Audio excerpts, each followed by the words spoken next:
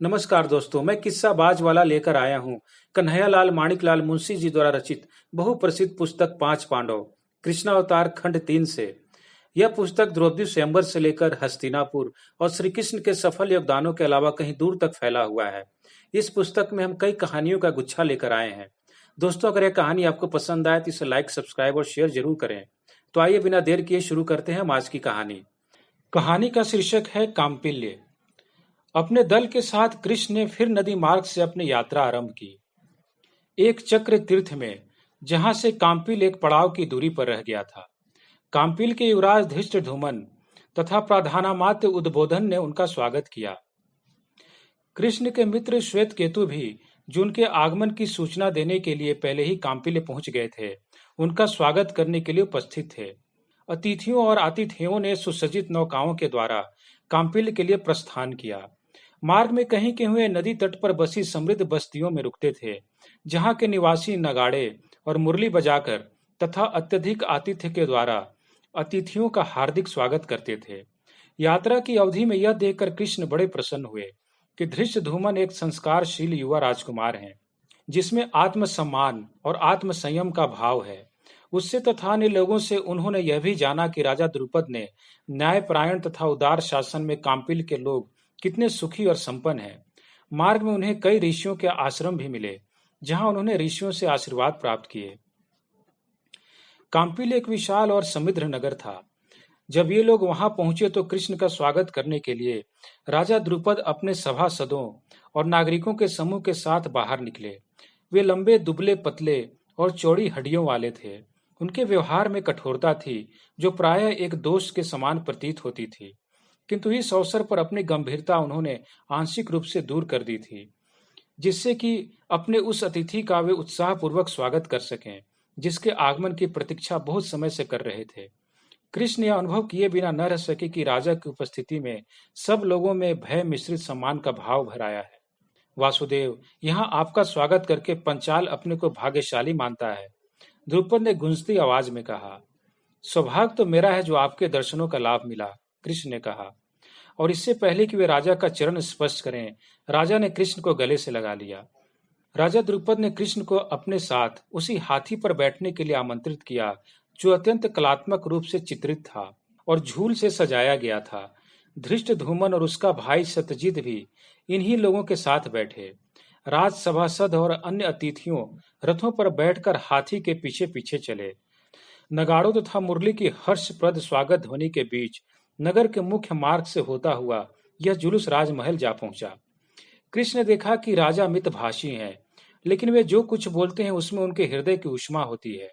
ऐसा लगा कि यादवों की स्थिति के बारे में उन्हें अच्छी जानकारी थी। इसमें संदेह नहीं कि गुरु सांदीपनि के निकट संपर्क के अतिरिक्त सूचना के उनके निजी स्रोत भी थे। कृष्ण को दोनों राजकुमार धृष्टद्युम्न तथा सत्यजित अच्छे लगे। अपने पिता के समान वे मितभाषी थे, किंतु वे जो कुछ भी बोलते थे उनमें उनका दृष्टिकोण स्पष्ट और कृष्ण के प्रति उनकी प्रशंसा के भाव वास्तविक होते थे। सैनिकों के रूप में उनका पालन पोषण और शिक्षा दीक्षा हुई थी, अतः हर तरह से छल छदम के प्रति उनके मन में तिरस्कार के भाव थे। जब वे राजमहल में पहुंचे तो द्रुपद ने स्पष्टता अनिच्छापूर्वक अपने तीसरे पुत्र शिखंडी का परिचय कृष्ण से कराया। वह छुई मुई सा, छोटे कद का, किंतु अत्यंत रूपवान बालक था, चाल ढाल में प्रायः लड़कियों जैसा। जिस तरह डरा सहमा सा वह कृष्ण को प्रणाम करने के लिए आगे बढ़ा, वह उलझन में डालने वाला था। द्रुपद तथा उसके दोनों अन्य पुत्र सशंकित होकर देख रहे थे कि कहीं किसी प्रकार से यह बालक इस सुखद अवसर पर विघ्न न उपस्थित कर दे। भोजन समारोह का आयोजन बड़ा भव्य था। उसमें अतिथियों के अतिरिक्त पांचाल के प्रमुख नायक भी उपस्थित थे। भोजन में भांति भांति के व्यंजन थे। व्यवस्था निर्दोष थी। कुछ दूरी से वाद्य संगीत की हल्की ध्वनि आ रही थी। बहुमूल्य वस्त्रालंकारों से सुसज्जित राज परिवार की स्त्रियां भोजन परोस रही थीं। उनमें द्रुपद की पुत्री कृष्णा भी थी। राजकुमारी कृष्णा के भव्य सौंदर्य की प्रशंसा में कृष्ण आत्मविभोर हो गए।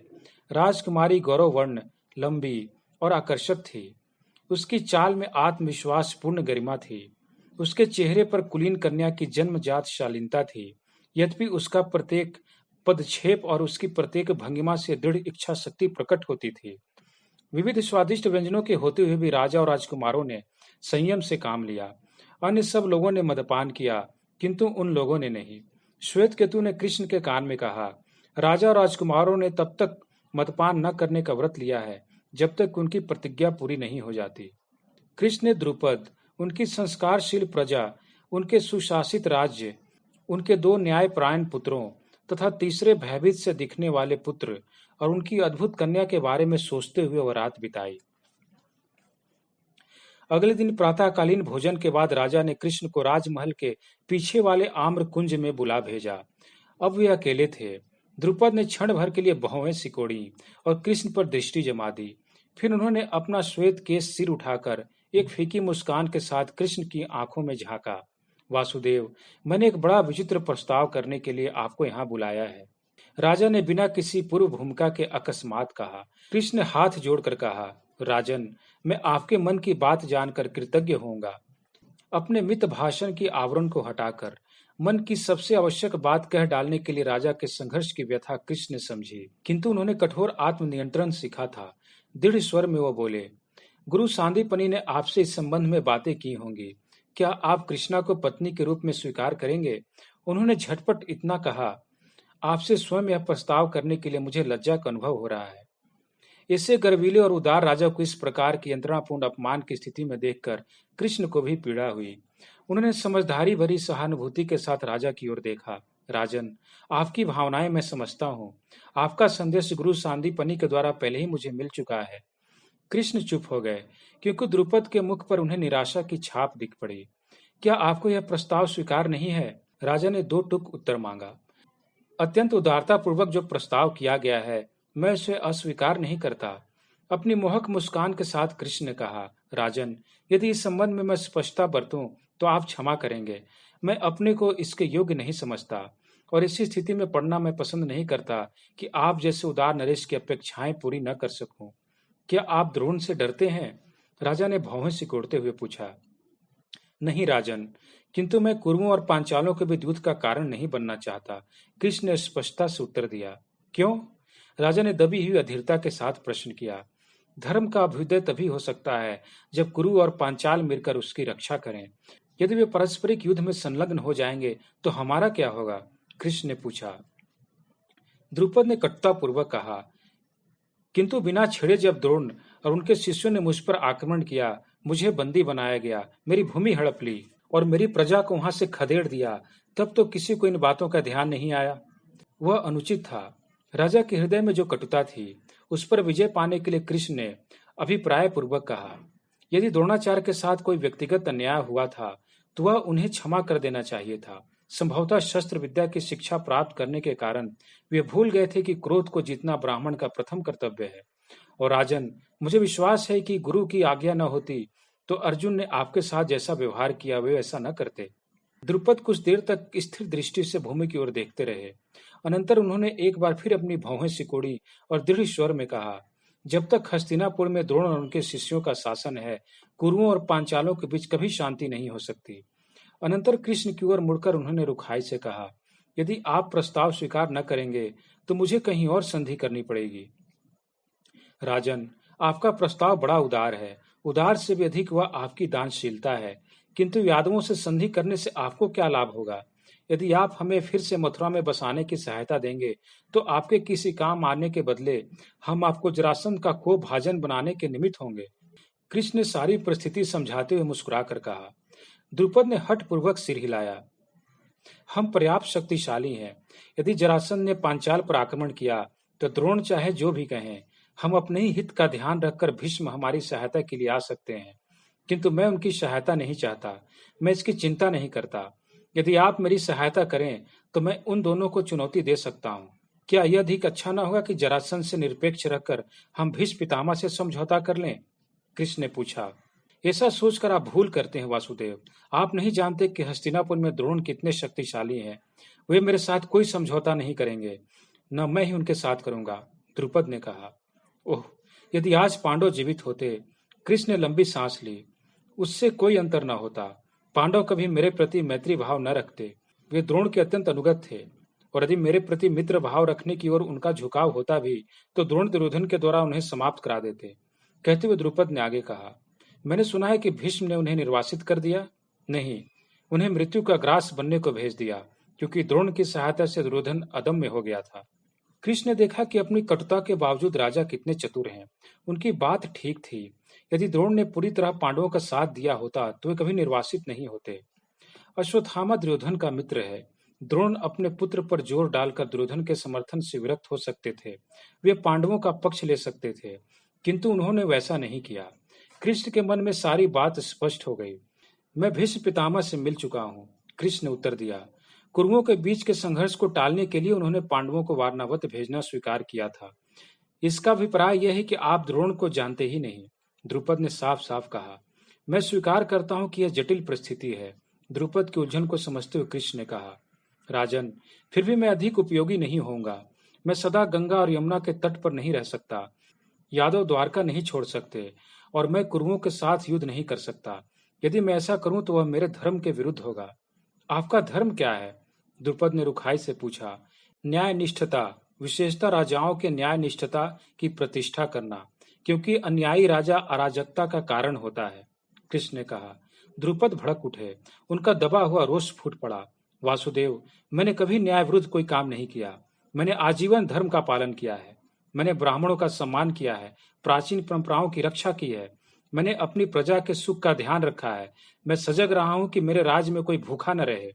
द्रुपद ने कृष्ण के सम्मुख अपना हृदय खोल दिया और अब अपने इस सहानुभूतिपूर्ण श्रोता के सामने उनके विचार अभिव्यक्त करने चाहे। यदि आप मेरी सहायता को तत्पर हों तो हम अपने पूर्वजों की परंपरा से आर्यावर्त को संगठित कर सकते हैं। मैं अब भी यह समझने में असमर्थ हूं कि उन यादवों से संधि करके पांचालों को क्या लाभ होगा, जो बहुत दूर हैं, विशेष सहायता नहीं दे सकते, कृष्ण ने कहा। वासुदेव, मैं चाहता हूं कि आप मेरा साथ दें, तब मैं इतना शक्तिशाली हो जाऊं कि अधर्म का दमन कर सकूं। हस्तिनापुर में दुर्योधन और उसके भाइयों का समर्थन करने वाले द्रोण धर्म के लिए भयप्रद हैं। यदि आप मेरा प्रस्ताव स्वीकार कर लेंगे तो पांचाल शक्तिशाली बनेगा। तब द्रोण से छुटकारा पाकर मुझे शांति संधि करने में भीष्म बुद्धिमत्ता समझेंगे। द्रुपद बोले, क्या द्रोण को बदलने का कोई दूसरा उपाय नहीं है? कृष्ण ने पूछा। द्रुपद कटुता के साथ हंसे। द्रोण को बदलना? मैं उनको तब से जानता हूं जब हम दोनों बालक थे। वे अहंकारी हैं, किसी को क्षमा नहीं कर सकते, उन्हें प्रसन्न भी नहीं किया जा सकता। अपनी सुविधा के लिए वे सारे संसार को फूंक सकते हैं। संभवतः आप अधिक कठोर हो रहे हैं राजन, कृष्ण ने कहा। बुरे से बुरे व्यक्ति के हृदय में भी अच्छी भावनाओं के लिए कुछ स्थान होता है। इससे ही प्रकट होता है कि आप अपने जीवन में द्रोण जैसे किसी व्यक्ति से नहीं मिले हैं। क्या मैं यह मान लूं कि आप मेरा प्रस्ताव अस्वीकार करते हैं? राजा ने पूछा। कृष्ण ने सिर हिलाया। महाराज, मैं कैसे आपका प्रस्ताव स्वीकार करूं, यह अभी सोच नहीं पाया हूं। द्रुपद को इस बात का खेद हुआ कि उन्होंने अल्पवयस्क के आगे अपनी पकड़ ढीली कर दी, और तब उन्होंने अपने आप को संभाला। ठीक है, यदि आप मेरा प्रस्ताव स्वीकार नहीं करते तो मुझे अन्य मार्गों के संबंध में सोचना पड़ेगा। कृष्ण बोले, निस्संदेह आप राजकुमारी के लिए अपनी पसंद का वर चुन सकते हैं। मैं जरासंध का प्रस्ताव स्वीकार कर सकता हूँ।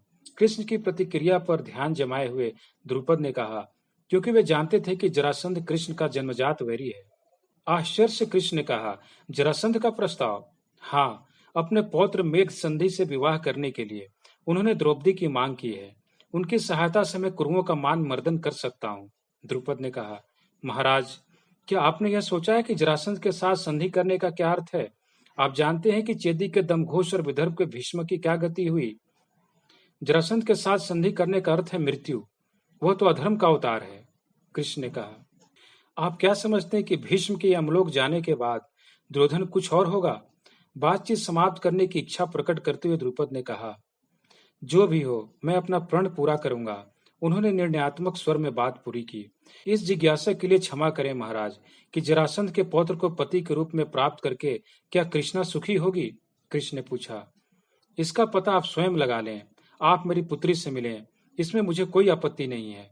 वह भी यही समझती है कि मेरी प्रतिज्ञा तभी पूरी हो सकती है जब आप उसे स्वीकार करें, द्रुपद ने कहा। कृष्ण प्रत्यक्ष द्रवित हो गए। महाराज, आप सब लोगों का मुझ पर जो विश्वास है उससे मैं अभिभूत हो गया हूँ। मैं आपकी सहायता के लिए सब कुछ करना चाहता हूँ, किंतु मैं यह भी निश्चय कर लेना चाहता हूँ कि क्या मेरे द्वारा चुना गया मार्ग उचित है। महाराज, मेरी अस्पष्टता के लिए मुझे क्षमा करें, किंतु क्या आप अपनी कटुता के इतने वशवर्ती हो जाएंगे कि अपनी पुत्री के सुख का बलिदान करके उस क्रूर और बूढ़े सम्राट के पौत्र से उसका विवाह कर देंगे? कृष्ण ने पूछा। हमें यह प्रेम या घृणा से कुछ लेना देना नहीं है वासुदेव। हमारे जीवन का एक ही लक्ष्य है और वह है मेरी और मेरी प्रजा के साथ द्रोण ने जो अन्याय किया है उसके लिए उसे दंड देना। हम सब इसी के लिए जीवित हैं। इस लक्ष्य को प्राप्त करने के लिए हम प्रत्येक भावना की बलि देने को प्रस्तुत हैं, द्रुपद ने कहा। किंतु महाराज, मेघ संधि के साथ सारा जीवन बिताने को बाध्य करके क्या आप एक गरिमामयी तरुणी के सुख का बलिदान नहीं करेंगे? मैं इस विचार से ही सिहर उठता हूँ, कृष्ण ने कहा। मैं अपनी पुत्री के मनोभाव को भली भांति समझता हूँ। वह पूर्णतः मुझसे सहमत है। यदि उसके आत्मदाह से हमारा लक्ष्य पूरा होता है तो वह भी वैसा ही कर लेगी। और कौन जानता है कि पति के रूप में मेघ संधि कैसा प्रमाणित होगा। अच्छी पत्नी किसी भी पति को बदल सकती है, द्रुपद बोले। महाराज, इस सब का अंत कहाँ होगा? कृष्ण ने एक ऊंची सांस लेकर कहा। इसका अंत द्रोण के सर्वनाश के साथ होगा। द्रुपद ने दृढ़ता के साथ कहा। आपको संदेह है कि इस उद्देश्य की पूर्ति के लिए द्रौपदी स्वेच्छा से आत्म बलिदान देगी? क्या आप उससे मिलेंगे? संभवतः तब आपको अपना मार्ग सूझ जाएगा। वह एक वीर युवती है। कितना अच्छा होता है कि वह पुत्र होती। द्रुपद ने एक ऊंची सांस लेकर कहा। यदि आपका ही आदेश है तो मैं निश्चय ही उससे मिलूंगा, कृष्ण ने कहा। मैं धृष्टद्युम्न को बुलाता हूँ, वो आपको उनके पास ले जाएगा, द्रुपद बोले। जब वे वहां से जाने के लिए उठे तो उन्हें लौटते पगों की आहट सुन पड़ी। द्रुपद ने सुना। वे झुंझलाहट से पीले पड़ गए और उन्होंने अपने होंठ काट लिए। कोई छिप कर उनकी बातें सुन रहा था। अनंतर वो अपने अतिथि को महल में ले गए जहां धृष्टद्युम्न और मंत्री प्रतीक्षा कर रहे थे। कृष्ण ने पीछे मुड़कर देखा। सबसे छोटे राजकुमार शिखंडी उतावली में आम्र वाटिका पार कर रहे थे। यही राजकुमार छिप कर उनकी बातें सुन रहे थे जिससे राजा को झुंझुलाहट हुई थी। द्रुपद के व्यक्तित्व के संपर्क से कृष्ण प्रभावित हुए थे। जब वे द्वारका से चले थे उनका उद्देश्य केवल उत्तर की प्रमुख राज सत्ताओं से संपर्क स्थापित करना था, जिसके द्वारा वे आर्य जगत से संबद्ध अपने धर्म का निर्वाह कर सकें। अप्रत्याशित रूप से वे अपने को प्रबल घृणा और आवेश के चक्रव्यूह में फंसा हुआ देख रहे थे। कृष्ण जब एकांत में श्वेत केतु और सात्यकी से मिले तो राजा द्रुपद से उनकी जो बातें हुई थी वह सब उन दोनों को बताते हुए उन्होंने कहा, हम लोग अधर्म के भंवर में आ फंसे हैं। सात्यकी को प्रत्येक बात का उज्जवल पक्ष देखना प्रिय था। उसने पूछा, यह अधर्म का भंवर कैसे है? क्योंकि यह हम सभी को घृणा के भंवर में डुबा रहा है, कृष्ण ने स्पष्ट किया। घृणा का एक छोटा मोटा काम भी किस तरह प्रत्येक व्यक्ति को छू जाता है। एक मूर्ख युवक राजकुमार एक मूर्ख युवक ब्राह्मण का अपमान करता है। युवा तपस्वी घृणा से भर उठता है। वह अपने शिष्यों को प्रशिक्षण देने में अपना जीवन व्यतीत करता है जिससे वे उसके अपमान का बदला ले सकें। इस उद्देश्य की पूर्ति के लिए ब्राह्मण आचार की मर्यादा तोड़कर वह एक धर्मनिष्ठ और उदार राजा का अपमान करता है। अपमानित राजा उस शक्तिशाली ब्राह्मण का विनाश करने का निश्चय करता है, घृणा और आवेश को अपना जीवन बना लेता है और इसी उद्देश्य की पूर्ति के लिए अपने बाल बच्चों का पालन पोषण करता है। महान योद्धा बनकर वह तपस्वी घृणा से पोषित अपने आवेश को संतुष्ट करने के मात्र के लिए हस्तिनापुर की शक्ति का नियंता बन जाता है। यहाँ राजा उसको कुचलने के लिए अपनी शक्ति बढ़ाना चाहता है। पांचाल और कुरुगण आमने सामने खड़े हैं। शीघ्र वे भातृघाती युद्ध में संलग्न हो सकते हैं। अब हम भी इसमें आ पड़े हैं। क्या तुम्हारा यह निष्कर्ष उतावली का नहीं है? श्वेत केतु ने पूछा। जब तक हम न चाहेंगे यादव इस युद्ध में लिप्त नहीं होंगे। नहीं श्वेत केतु, यदि मैं द्रुपद का प्रस्ताव स्वीकार कर लेता हूं तो यादव इस भंवर में फंस जाएंगे। यदि नहीं करता तो राजा द्रुपद जरासंध के हाथों अपनी स्वतंत्रता बेच देंगे। तब यह भंवर और बड़ा और घातक हो जाएगा और फिर हम चाहें या ना चाहें फिर भी हम लोगों को इसमें घिसटना ही पड़ेगा, कृष्ण ने कहा। तो चलो हम लोग वापस चलें और इस भंवर को इसके भाग्य पर छोड़ दें। हम जैसे भी हैं द्वारका में सुखी हैं, सात्यकी बोले। यह इतना सरल नहीं है सात्यकी, कृष्ण ने विचार करते हुए कहा। यदि हम द्वारका लौट जाएं और घृणा की इस संसार से कोई संबंध रखना स्वीकार कर दें तो कुछ समय के लिए हमारा बचाव तो हो जाएगा, किंतु आर्यावर्त का विध्वंस निश्चित है। विश्व कल्याण के लिए हमारे पूर्वजों ने धर्म का जो भवन निर्मित किया था वह ध्वस्त हो जाएगा। सर्वत्र हिंसा और घृणा का प्रसार होगा और अंत में अराजकता हमें दबोच लेगी। यदि हम उत्तर से नितांत अलग थलग रहें तो हम पर इसका प्रभाव कैसे पड़ेगा? नहीं सात्यकी, हम घृणा को पृथक नहीं कर सकते। हम उस पर विजय पाने का प्रयत्न करके ही बच सकते हैं। संभव है कि ऐसा करने में हमें मिट जाना पड़े। परमात्मा ने जो हमें काम सौंपा है उससे भागने की अपेक्षा मृत्यु का वर्ण श्रेयस्कर होगा। वैसी स्थिति में हम अपने बाद कम से कम धर्म की एक महान परंपरा छोड़ जाएंगे। फिर किसी दिन कोई नया उद्धारकर्ता उठ खड़ा होगा और हमारे काम को आगे बढ़ाएगा। कृष्ण ने कहा। तब हमें क्या करना चाहिए? श्वेत केतु ने पूछा। मुझे अभी कोई मार्ग नहीं सूझता। संभव है राजकुमारी से मिलने के बाद कोई मार्ग दिख सके। कृष्ण बोले। सात्विकी बाल सुलभ हंसी हंसे।